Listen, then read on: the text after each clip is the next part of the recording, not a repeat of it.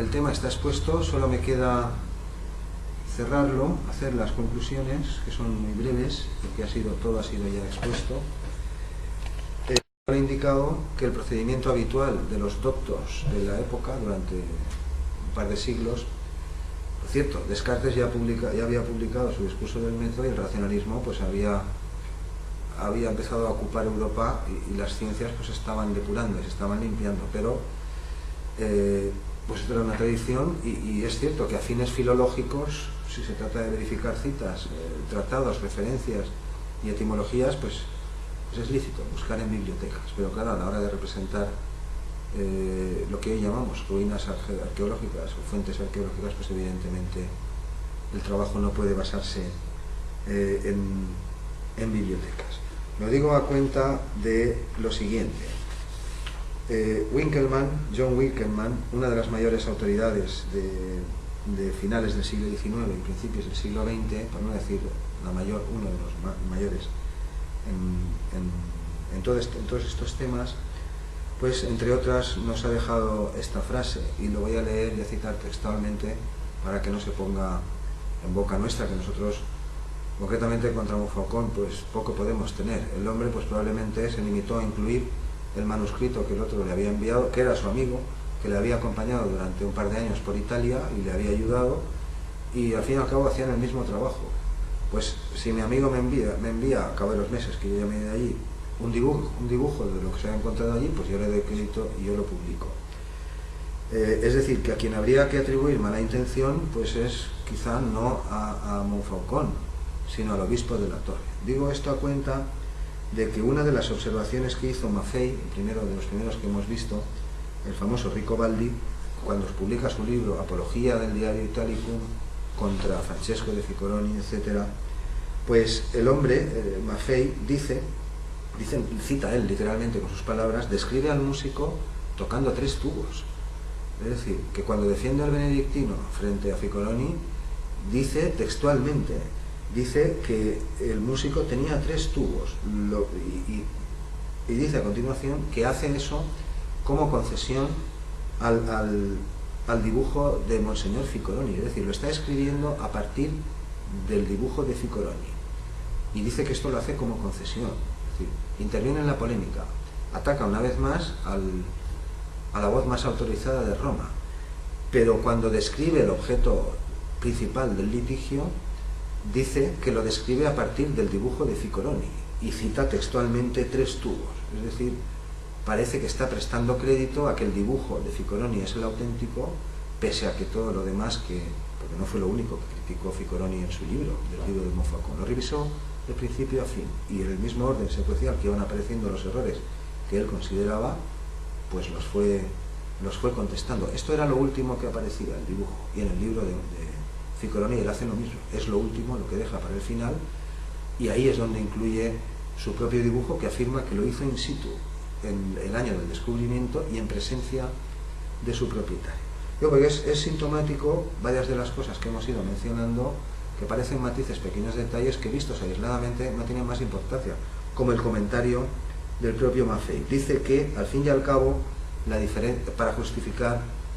dice que al fin y al cabo la diferencia entre ambos dibujos es poca y que el obispo no tenía mala intención. Yo no sé en este momento si se refería al obispo que dibujó el relieve o al propio Bernat de Montfaucon, que creo que no era obispo, pero claro, en cualquier caso, pues la mala intención, ya estamos intentando aclarar aquí las cosas, no es de Ficcoloni, que se arriesgó 7 años después a publicar sus propios trabajos, describiendo explícitamente las cosas y acusando punto por punto en lo que era inexacto. Por ejemplo, algunos de los trabajos que se habían incluido como inéditos en el libro de Montfaucon no lo eran, habían sido publicados antes. Es un asunto muy curioso, es decir, tenemos la alusión de Bonani, que dice que eran 2 tubos, ergo el dibujo de la torre no puede ser. Tenemos la alusión del mismo Maffei, que los describe como 3 tubos, solo que a partir del dibujo de Ficcoloni, como concesión, dice al señor, es decir, una prueba del respeto que se le tenía y de la autoridad que tenía. Y por cerrar, como resumen del asunto, pues en primer lugar, los procedimientos habituales de los doctos, que ya lo hemos aclarado, que era pues revisar manuscritos y dibujos. Y a cuenta de eso, pues voy a citar la frase de Winkelmann, la mayor autoridad en estos temas hasta mitad del siglo pasado. Dice Winkelmann: Montfaucon, habiendo compilado su trabajo a distancia de los tesoros del arte antiguo, los contempló con ojos ajenos y formó sus opiniones a partir de grabados y dibujos, a través de los cuales fue conducido a graves errores. Dicho sea esto, y en público, en descargo de Francesco de Ficcoroni. En segundo lugar, Ghirardini, la autora a la que hemos citado y a la cual agradecemos la calidad de sus dibujos, pues en sus trabajos localizamos las dos fuentes contradictorias, pero que en nuestra opinión no son contradictorias. Es decir, lo contradictorio y lo realmente sorprendente es que dos fuentes eclesiásticas reunidas al final de un libro, que es un compendio de escritos inéditos revisados en bibliotecas, pues omitan verbalmente y contradigan visualmente, porque el dibujo no es el mismo. En un caso son tres y en otro es uno, lo que Ficcoroni insiste por escrito. Es decir, que a quien habría que atribuir una interpretación errónea de fuentes, digamos, poco visibles, porque si tiene razón Bonanni, no era apreciable el asunto,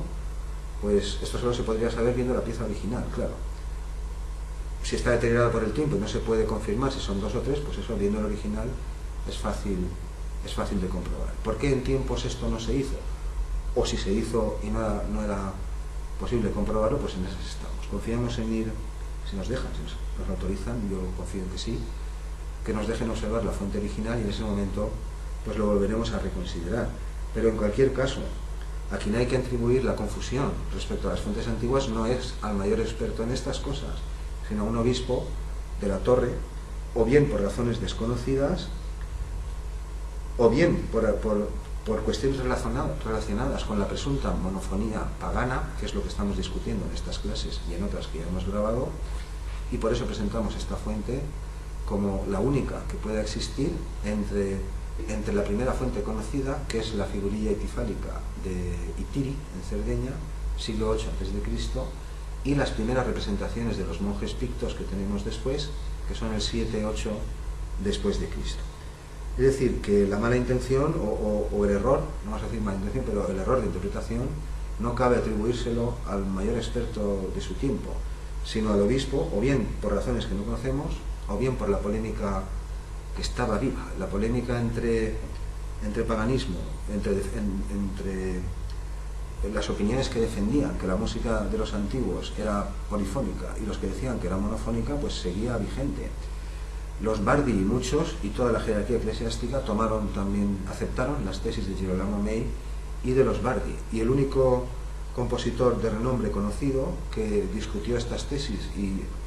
se empeñó y escribió